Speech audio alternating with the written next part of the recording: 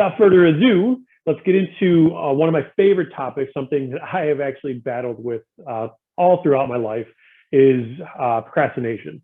And so I'm an expert on procrastination, and I'm also an expert on how to combat procrastination. So hopefully you walk away with some good takeaways here.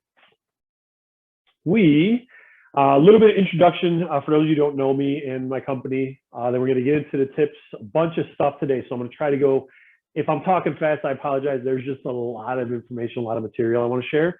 And then we'll have time for some Q&A. This is supposed to schedule for a half hour, but at the end, I've got a full hour booked here if anybody else wants to stick around and ask questions. So we'll get into that. As I mentioned, my name is David Hardin. I'm a small business advisor. I work for Cultivated Advisors.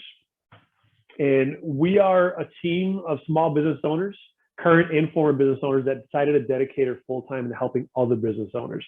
To give you a little bit of idea of what we do, our mission is to partner with committed entrepreneurs in propelling their businesses beyond expectations. You come to me, your business owner, say, hey, I want to hit this in 2 years. Well, I'm going to try to hit you in 1 year. A lot of fun stuff. We're a team of about 50 of us throughout North America. We have all ran or owned our own businesses for at least 10 years, and we've all had successful exits. We work one-on-one with select businesses. Each of us advisors, we work with anywhere between 15 and 18 small businesses. Other consulting firms, they're working with 50, 60 people. We're very, very unique and very intimate with the work that we do with our clients, and it's custom.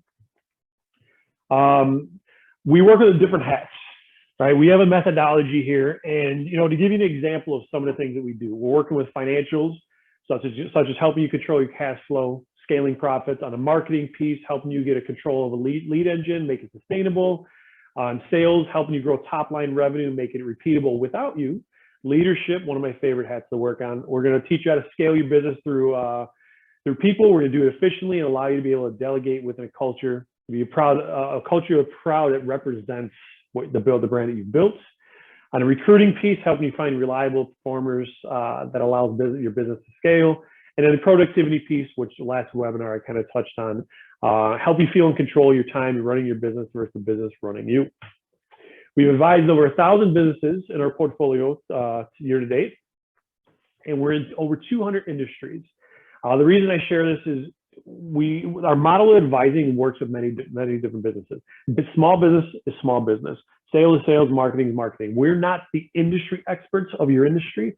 We're the business experts, right? So we come in there and be that partner for you. And then the proof's in the pudding. Not only, we're just not a firm that's just going to help you draw top line sales. We're also increasing your profit as well, right? Makes no difference if you double your business, but you don't increase your profits, don't put more money in your pocket. So we work really focus on reducing your expenses, increasing your profit margin so you could put more money in your pocket. And then we walk the walk. We don't just talk, we walk the walk. We have been at Inc. Magazine's top 5,000 fastest growing companies 2 years in a row. I've been taught that only 10% of companies that hit the list on their first year actually hit it the second year. We are actually top 500 in 2019, and last year we continue to grow. And then who am I? You might not know who I am. I have what I call older brother syndrome. That's why I'm a business advisor. I've always helped people. I've always coached people. I enjoy watching people succeed as much, if not more than myself succeeding. I love building people. I love building things, helping people grow and succeed. Own a bunch of different businesses. You can see some of my achievements there. I've got the background of starting a business from scratch. I've got the background of taking a business that was failing, turn it into a profitable operation. I also have the background of taking a $4.5 million company into a $25 million company as an executive. So I've got the expertise in all the different aspects of business there. Blank page. This is what's on animations. So getting into the topic here, procrastination. Do you feel overwhelmed? Is this you? Do you feel like you're consistently making excuses? Are you easily bored? Well, you might be suffering from procrastination. Try to be funny here.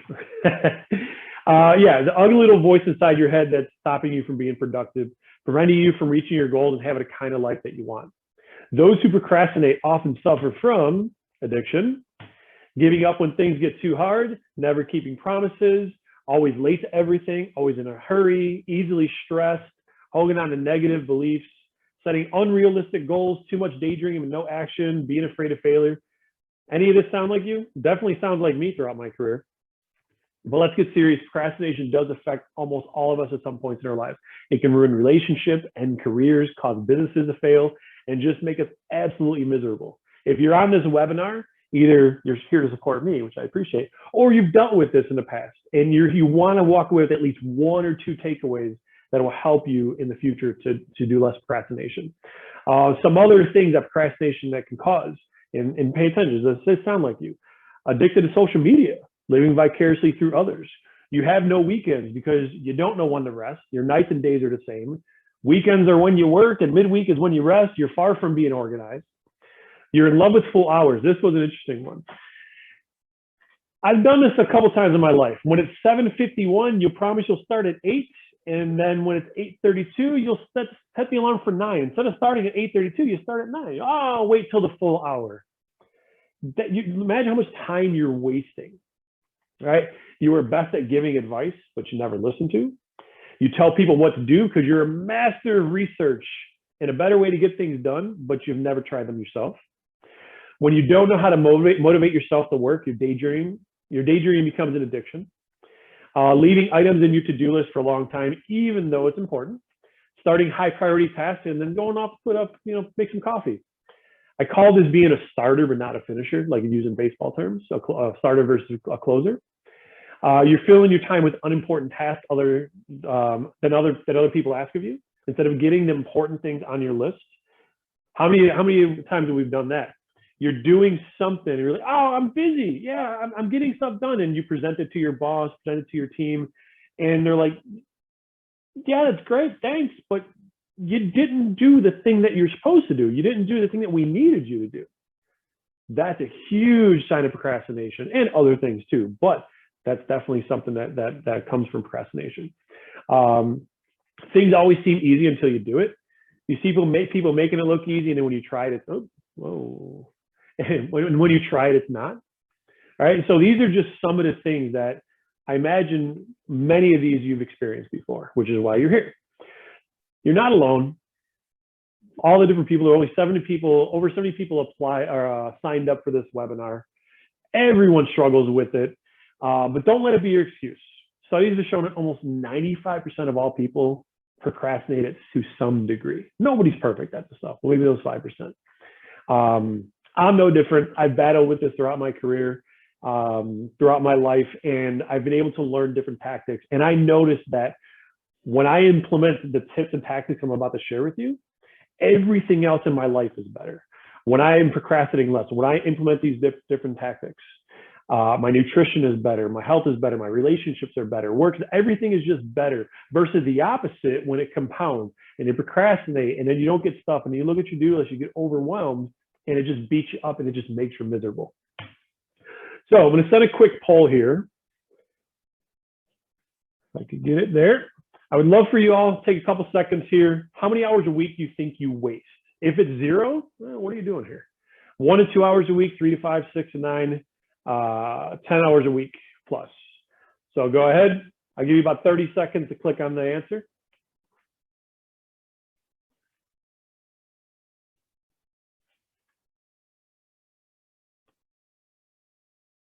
It's a hard one to answer too, because it's a guesstimate. But go ahead and I'll share the answers. Look at that, 6 to 9 hours. Nobody on 0. 1 to 2, 3 to 5, 6 to 9, 10 plus. Right? These are some real numbers there. If you want to look just at the dollar amount that you think you're worth, look at the dollars that you're wasting. But think of all the things that you could get done with this time. So, there we go. So first step, you got to identify that it's procrastination. The simple step of acknowledging it, that it's there, is the first step to defeating it. Pro tip, name it.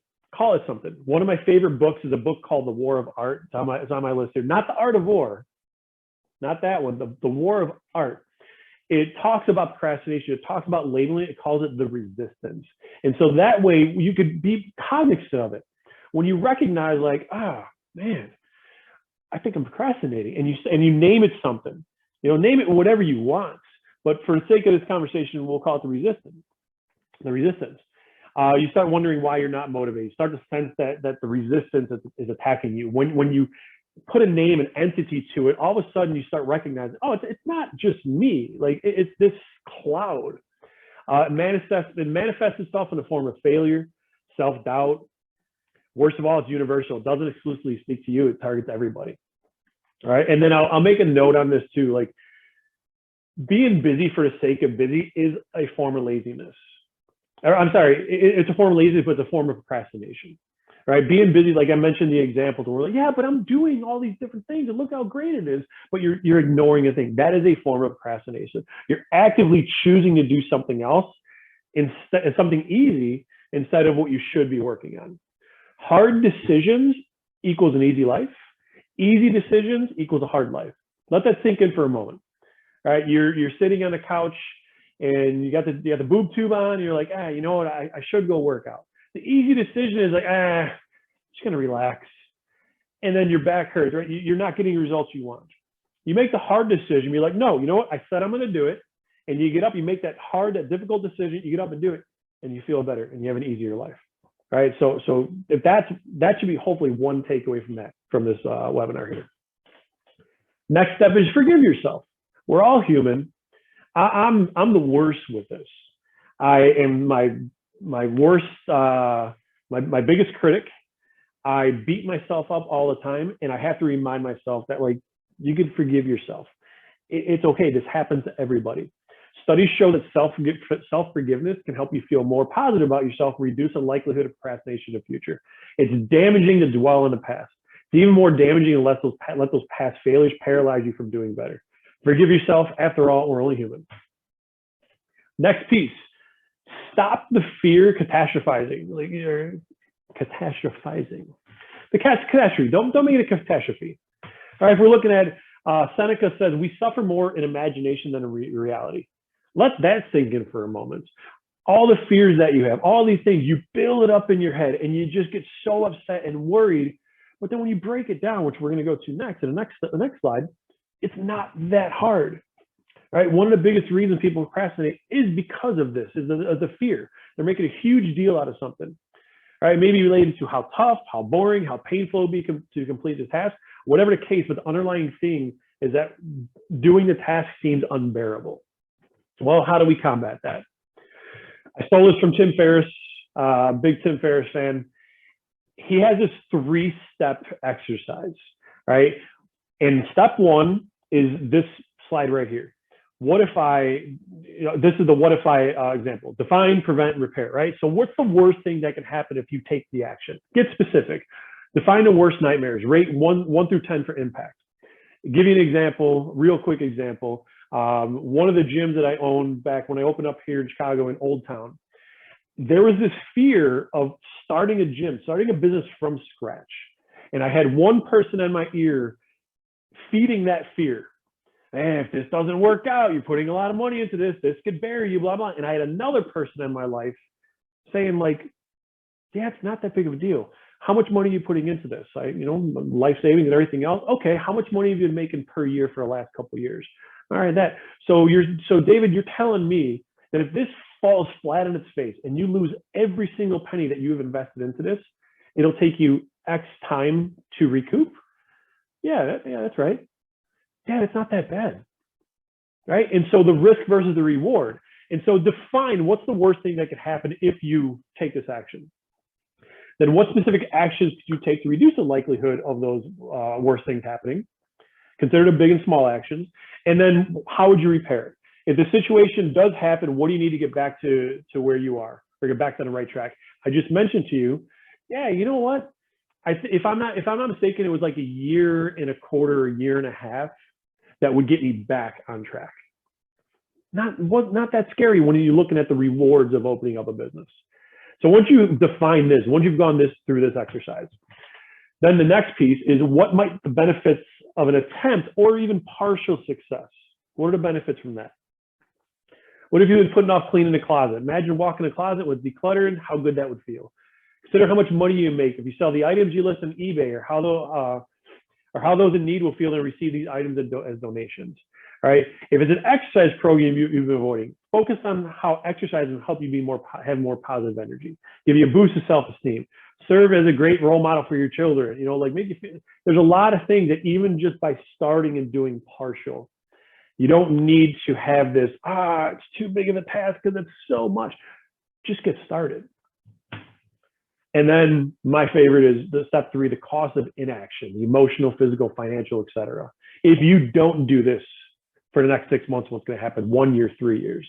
It's a great exercise to go through that'll help you kind of just get out of your head and realize, like, you know what? It's not that big of a deal. If this doesn't work, or if I'm doing this and I fail, okay, I can recover from this. If I at least get started and do stuff, here's some of the benefits. And if I don't do this, man, that sounds even worse than doing it. Okay. So when you're starting, you have to have SMART goals. If you've never heard of this, this can change your life. If you're leading teams, if you're managing teams, if you're a business owner, your goals need to be specific, measurable, attainable, relevant, and time-based. Otherwise, they're just dreams that you're reaching. You need to have some very specific goals. Like, what exactly are you going to do? How are you going to measure it? Is it attainable? Is it relevant to what your absolute goals are? And then you got to time base it. In the next 3 months, I'm going to hit this goal. Not, I'm just going to hit this goal whenever I get to it. SMART goals will change your life. Next step, like I said, I'm going to go fast. There's a lot of stuff here, and I want to respect everybody's time. Schedule your days and stick to a schedule. All right. And a pro tip on this, I get a lot of business owners saying, Dave, but you don't understand. I can't schedule every minute of my day because there's fires that need to be put out and things like that. Schedule it. We call it slush time, SLUSH, slush time. Schedule it in there. Hey, you know what? I'm going to schedule an hour block here for office hours for my staff to come chat with me. Usually it gets busy if you got a B2C business. Usually it gets busy between these hours. So I'm actually not going to schedule anything. But on the schedule, I'm going to call it slush time, meaning that I am available to put out fires if there are. If there's no fires, then you could work on some of your other priority items, right? Commit to the task, focus on doing and not avoiding. Another pro tip, you've got this list of things to do. Get the hard stuff done first. At the beginning of the week, beginning of the day. Imagine, you procrastinate, you're like, it's Monday. I don't want to work on this. It's the worst thing I want to do. Imagine how you feel Friday afternoon. There's no way in hell, if you didn't do it on Monday or Tuesday, there's no way in hell you're going to do it on Friday. So get the difficult things done at the beginning of the week or at the beginning of the day when your energy is high and you're not thinking of the weekend. Another pro tip, find an endurance personality test or just figure it out for yourself. And what I mean by that is I have a very high endurance score.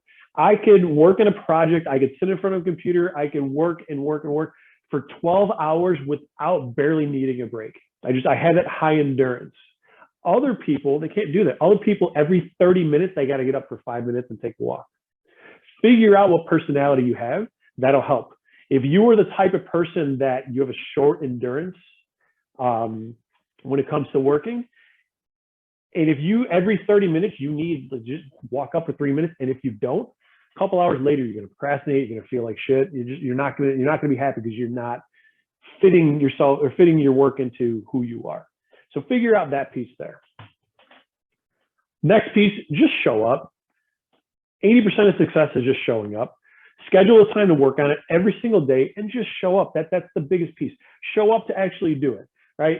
We're all working from home right now. And so if I've got a big project I need to work on, I'm not going to go sit on the couch. I'm going to sit down in front of my computer in my office at my desk, and I'm going to do, another step we get to is get rid of distractions, and I'm just going to show up and be like, all right, I'm here. I might as well do something with it. All right. Don't wait for motivation. Don't wait for the perfect moment. Don't wait for other people's approval. Just sit down and work. It's still the best productivity hack that you could do. To sit down and commit. Be like, all right, I'm at least going to do 1 minute. I'm going to start. If you did just 1%, this is the magic of compounding interest. If you just did 1% of the work every day to hit your goals versus 0, all right? 1% versus nothing. Science of compounding math. You'll hit your goal. You'll hit amazing things. Think of interest and everything else. if you don't do nothing versus just 1%, it'll be amazing. It'll change your life. Another option, promise yourself a reward. Doesn't need to be a donut, right? But if you complete a difficult task on time, reward yourself with a treat, such as a slice of cake, coffee, or whatever. Reward yourself with something. And make sure you notice how good it feels to finish things, right? I have a couple things that I'm working on right now, and there's a couple things that I want to buy and a couple trips I want to take. And I decided, no, even though I had the money, I'm not gonna buy things. I'm not gonna schedule these trips until I hit certain goals. And that's just the self-discipline I'm doing there. When I hit these goals, my reward is going to be, go another surf trip or something like that, and it's going to feel that much better and taste that much greater. Find an accountability buddy. Have someone check up on you. Peer pressure works. This is the principle behind self-help groups. If you don't have anyone to ask, there are online tools that can help you out as well. Minimize distractions. I mentioned it earlier. Turn off your email, turn off social media, avoid sitting anywhere near TV. Don't sit where your friends can distract you. All right, pro tip, there's an app. I see Lisi's on here. She has an app that controls how much time she can spend on social media. There are apps and tools out there that can help you with this, but you got to minimize the distraction, right? Cluttered desk, hey, whatever your personality is, there's different people say, oh, cluttered desk means genius. I don't care, just minimize distractions. Turn off your social media, flip your phone over, and just get to work. And then we have those that procrastinate due to perfectionism. Focus on, and I want you to focus on progress, not perfection. Otherwise, it may cripple you. This is definitely me throughout my career, especially in my 20s, of the businesses that I've owned in my 20s. I had this sense of perfectionism, and I've been learning throughout my 30s, and I'm about to turn 40 this year, and I've been getting better and better at this, where things don't need to be perfect. If something is 60% to perfection, launch it, do it. You can work out the kinks and update as you go, because 60% of my thought of perfection is still pretty damn good. Because perfection in my head, and probably in your head, is like probably unrealistic expectations. So 60% is great. Done is better than perfect, right? So are you waiting for a perfect time? There's never going to be a perfect time because of all these different reasons. Ditch that, because there's never going to be a perfect time. You keep waiting for one, you're never going to accomplish anything. Do a collaborative power hour. My company, some of the junior advisors do this in a power hour. When get somebody else to sit down with you. You might be working on the same thing. You might not be working on the same thing. What you could do is get somebody on Zoom and say, hey, I need somebody to hold me accountable. Can we do a power hour, right? We're just going to get on Zoom, share our cameras, shut ourselves on mute, work on whatever, but just knowing that somebody is there that could be looking up to see if you're there, very powerful. All right, it's another layer of accountability and another layer of accountability partner. My favorite, motivational songs or videos, right? TED Talks, podcasts. Be careful with TED Talks and podcasts, because they can get you down into a rabbit hole and be a little too long. But I've got a playlist that if I'm not feeling like working out, or if I'm not feeling like working on a project or doing something, I watch a quick video, I listen to a quick song, and it motivates me and it just gets me pumped. Right? If you don't have that, highly recommend you spend a little bit of time creating that playlist, whether it's on YouTube or Spotify or whatever you use.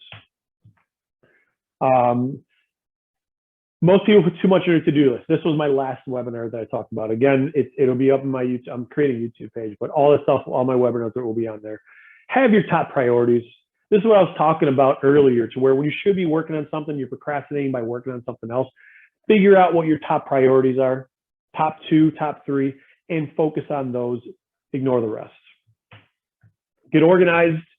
Poor organization can lead to procrastination. Not saying it always does, but it can. Organized people successfully overcome it because they use prioritized to-do lists, create effective schedules. These tools help them organize their task by priority and deadline. All right, again, see my previous webinar. But do not, this is also a lesson I've learned the hard way.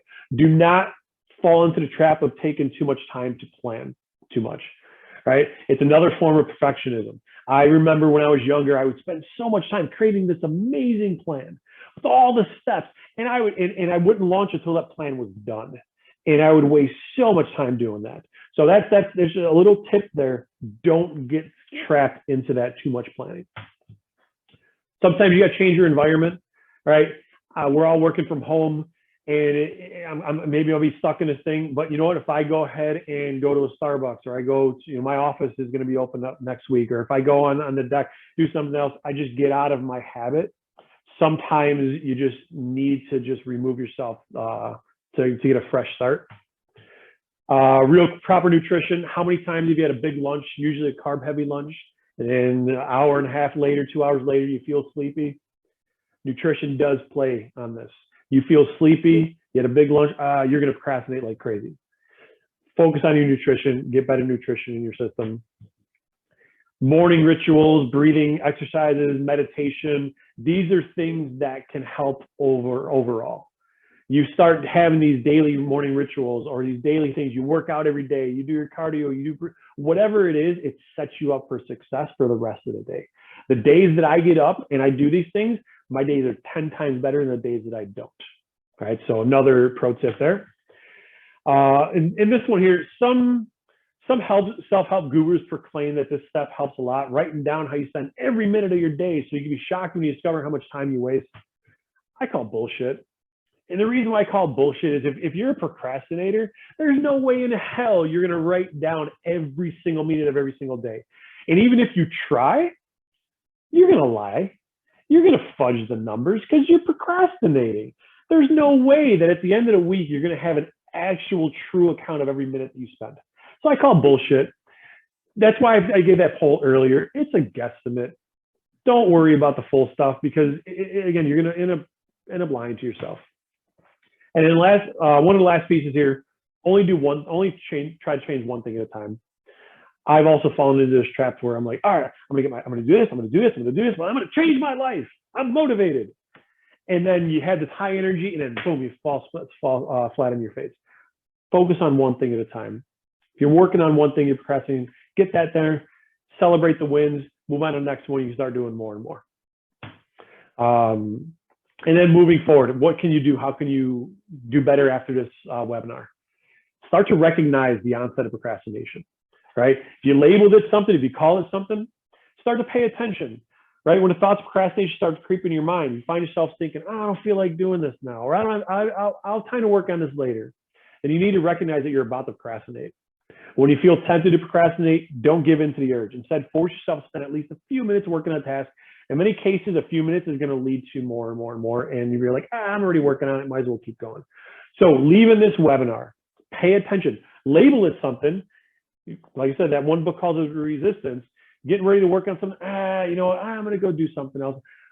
Shit, that's the resistance starting to step in and creep in.